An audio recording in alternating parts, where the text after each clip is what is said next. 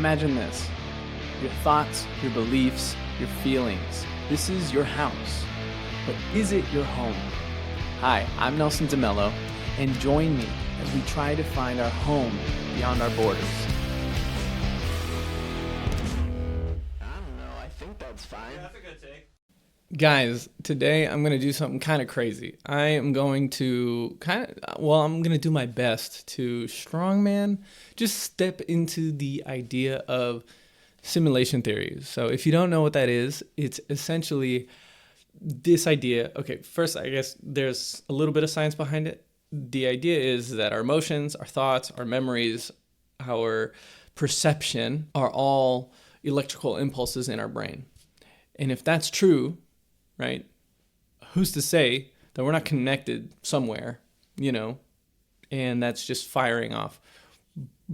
Actually, maybe that's not necessarily what simulation theory is, but the idea is that all of this is computer generated or something of the sort, and there's actually a real world that exists that we are just like a video game for them. It's like there's a master person playing Sims, and we're the Sims, That's essentially, I guess, the idea.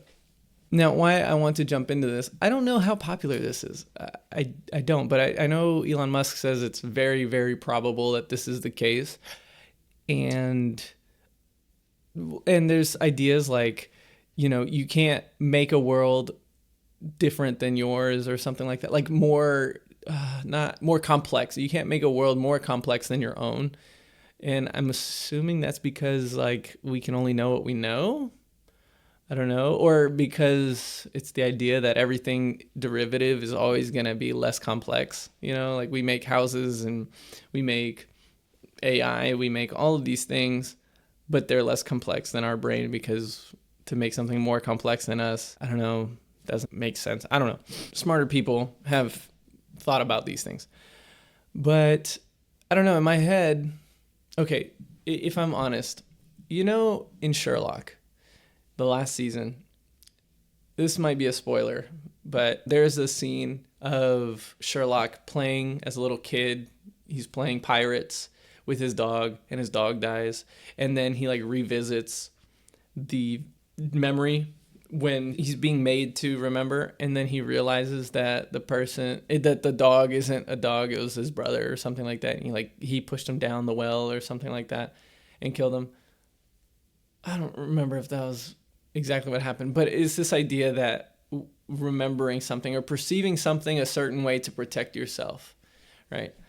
For some reason, I feel that way about simulation theory, and I think that it's the pain of loneliness. Because simulation theory to me just seems isolated. It seems impersonal is what I mean. And I'm pulling out my guns right in the beginning. Usually you try to befriend someone, you try to get into their world a little bit, and then you try to pull them out by saying something like this. But I don't want to be manipulative. Yeah. So that's my premise is, there's the pain of being isolated, the pain of being alone, misunderstood, or feeling like you have no place in the world. And so you say, this is all a simulation. It seems to be in my head, at least. And when I say like that, it's like, how do you put these two things together? It's something intuitive, I guess. Let's see if I can articulate that. I guess it's less offensive if somebody created this world with not you in mind, and you're just a cog in the piece, and everyone's just doing what they're told because of their programming, and you just take less offense of it, maybe. So what I'm going to try to do is essentially preach the gospel through the simulation theory. And essentially what that is if me as a religious person say that there's a God, and you're like, there's no God, buddy. This is a simulation. Well, who created the simulation? And is that person our creator? Right? This person now has all authority over his simulation. And if he decides to run multiple simulations let's say this is his favorite simulation, but he's running all these other simulations to make sure that this simulation doesn't break down. It completes itself well, because that's what a simulation is for, right? Is to have a perfect, like I'm thinking of, rocket ships and stuff like that. And they run simulations to make sure that the math is right and everything's going to go as planned, because every, to the 100th power, everything needs to be fine-tuned. So it would be the case that maybe this person has run multiple simulations to run this one perfectly, right? That would make him all-knowing. And I think it would make him all power from the beginning in terms of setting unless there were updates, which we could get into what an update would look like. So you're running multiple simulations, maybe to figure out gravity, maybe to figure out, laws of thermodynamics, maybe, just physics, but also maybe our timeline in our history. We look at our history and say, man, why did this thing happen? Like, well, really, I'm thinking about the genocides that happened in the Old Testament. Genocides, whatever happened back then, it's still sucky. But let's say they ran simulations where they continued to stay alive and they actually, cause more trouble down the line. And so this is God's providence, or this is the creator of the simulations' providence to keep the human race going, to get to that end goal that he wants. So that would make him all-knowing, all-powerful, like from the get-go, right?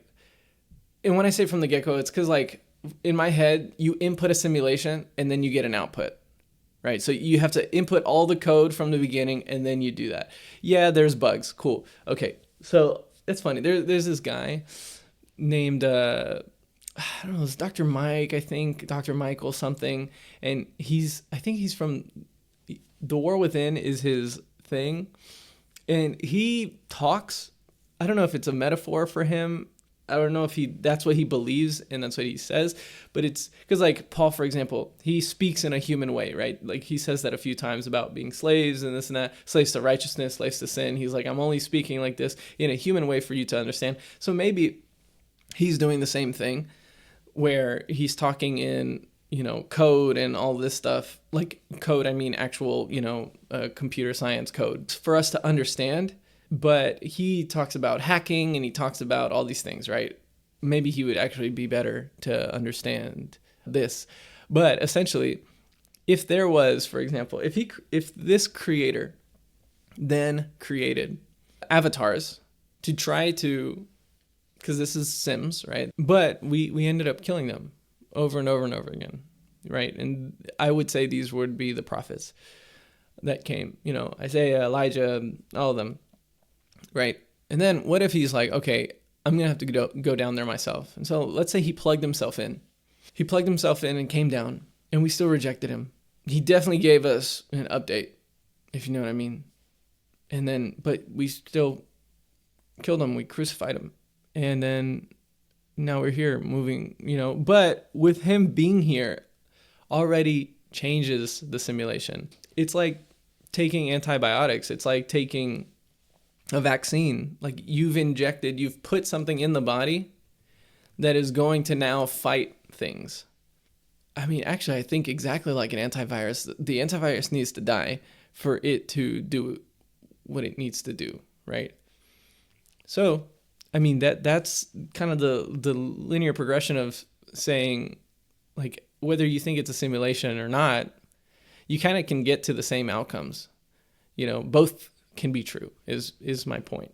I was going to bring up something about, I can't remember. Wait, hold up. If at any point in this you said, hey, I never thought about it like that, please subscribe. What are you doing, man? I'm trying to pay my bills. Okay, anyways, let's get back to the serious stuff. All right, see it. Oh.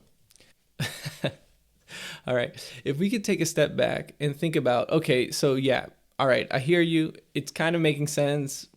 I don't know why it would be this way, but I guess you can think of the world as simulation theory and still, believe in the gospel and this and that. But what makes God unique? And what makes God special? And what makes God all-knowing, all-powerful, and this and that, right? And so I've kind of talked about how all-knowing, all-powerful, why all good, or whatever the case is. And the thing is, first of all, let's say that it's just some guy in the back of a pizza parlor in this advanced society, and he just has a supercomputer in the back, and he's just running all these codes. And you say, well, there's nothing special about him. There's a million different hymns out there. And the thing is, we're unique to him. We have a unique relationship to him. Let's say that that kind of messes up some things theologically, not biblically, but maybe dogmatically, right? Like him being the highest being in his realm, even. Yeah, I guess there'd be some weird stuff going on there in terms, like I could go down a rabbit hole, but let's. Oh boy, okay. We don't have a dimension of anyone else in his universe. And that's just the fact, right? If we're just a simulation, if we're just a creation of our creator, we don't have a relationship with other creators of other creations. And that's just how it goes. So to us, he is all powerful, all knowing, all good, because he is in our chain, he is the highest. And if we say like history is written by its victors, for example, essentially that means that the most powerful dictates what is good, and the most powerful dictates. And so if the creator of our simulation decides something is best, it is best. I don't know if that even makes sense. I hope it does. Like, I didn't want to do this. I told y'all. Maybe I didn't say it in this take, but I definitely don't want to do this because it's half-baked, for sure. I just kind of want to start the conversation about that. Because, again, like, in my head, mature me says, it doesn't matter. You can believe whatever you want. But there's one thing for sure, that a man named Jesus died, was born, died, rose, and was God. And because of that, we have a connection to God, and we are reconnected to God, and we can go to heaven. We can be with him. So I don't even know what that looks like, what heaven looks like, and this and that. People try and da. But look, all of that is imaginations of the mind. I will say, though, the uniqueness of him is really only compared to us, right? Sure. So like, let's bring it down a notch. Let's say me as an artist. There are multiple artists, and all the artists write songs. So there's a bunch of songs. No. Let's back up. I think, this makes more sense. There's millions of parents in the world and billions of children. I don't want it to scale that big. Sorry. Okay. So let's say there's my parents, there's my wife's parents, and there are my friends' parents. Okay. And, all the kids, we are friends. Yes, I can acknowledge maybe that there are other parents that made other kids, but I look at the parents, and sure, there's a technicality that they're all equal because they all birth children, but I have a unique relationship to my parent. I have a unique relationship with them, and they have a unique relationship with me. So in some sense, they're all disregarded. Like, they're all parents to someone, but they're not my parents. And if this is a simulation and there's a simulator, then that's the only simulator that matters, is the person that simulates us. Of course, that assumes that there's multiple simulations or and simulators maybe equal to that person, or whatever hierarchy is going on in their dimension. I don't know, which, could be heresy, but it's more about, like, there's a functionality of, does it even matter? Like, it's kind of the whole thing of the multiverse and saying that the speed of light is what grows the universe, but there's also the opposite, where the universes are distancing themselves at the speed of light as well. And so there's this chasm that you'll never pass, because you'd have to go faster than the speed of light to get to the edge of the universe, but to break through, and then you're going to be in nothingness, whatever that means. You're going to be in nothingness until you hit another universe. And so, like, functionally, it doesn't matter if it's true or not. Why believe in multiverse? Like, that's a non-functional idea to have. And you can say, oh, but it's the truth. Not to the extent that we can perceive it as truth, I would say. And so in the same way, like, yeah, okay, fine. If there are multiple gods, does it really matter if they're not gods of us?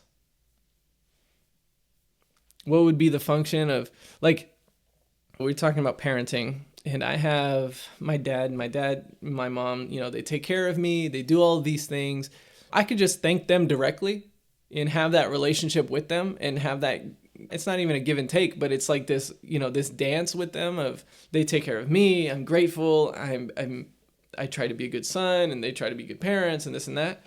But what if every time they parented me, they gave me, everything I needed, I would thank, like, Obama's mom. Like, one, I don't know Obama's mom, and so she's not going to receive my thanks. And my thanks is going in thin air.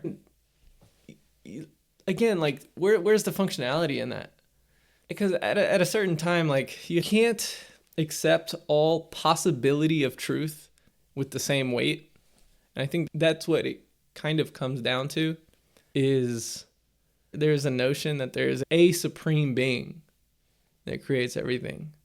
And you know what? I'm okay with being here. I'm okay with being in this spot where I'm saying nonsense, but hopefully somebody's getting it. And it is what it is. My next video is going to be more wild, because I'm going to talk about the LGBTQ community, and I might piss off everybody. So there's that.